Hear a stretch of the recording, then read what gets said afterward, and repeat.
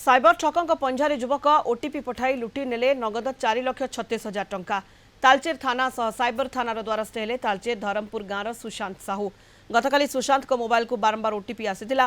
तांको अकाउंट रु 3 थରରେ 4,36,000 टंका को साइबर लुटेरा लुटि नेथिबा अभियोग होइछि। परे सुशांत तालचेर थाना और साइबर थाना अभियोग करथिले। अभियोग पाइबा परे तालचेर पुलिस घटनार अधिक तदंत जारी रखिछि।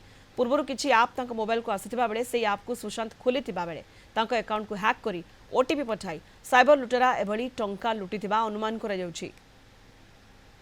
पाखक आधार ओटीपी 3 थर आसला। आधार ओटीपी आसला पर मो 2 मिनिट पर देखली मो अकाउंट रु 1,90,000 टका कटि गला।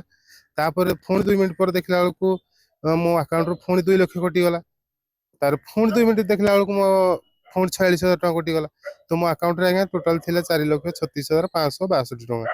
एबे मो अकाउंट रे टोटल अछि 562 टका। मो अकाउंट रे 4,36,000 टका कटि गला। काली थाना पाखक आसिली सेडी आईएसआर को सहित कथा आली। मो पाखक कोनसी आप आसी नथिला, केवल गोटे आसला यूनो सक्सेसफुल। आईएसआर कहले काली सकाळे तमे आसो, आसिला परे केस फाइल करिवो।